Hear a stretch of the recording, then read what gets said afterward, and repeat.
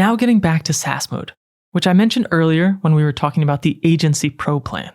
This is one of the most unique things about GoHighLevel, and it's a feature you really don't find anywhere else at this price point.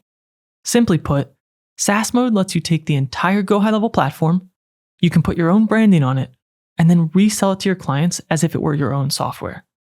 That's what's called white labeling, which just means stripping out GoHighLevel's branding and replacing it with yours, including your logo, your colors, and your custom domain. As far as your clients know, you built the platform yourself.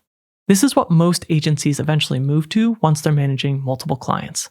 Instead of charging clients for one-off marketing work, you can then charge them a recurring monthly fee to use your version of GoHighLevel, which turns your agency into a recurring revenue business. If you're not running an agency, this probably isn't relevant to you, but it's worth knowing that it exists since it's one of the biggest reasons GoHighLevel has the agency following that it does.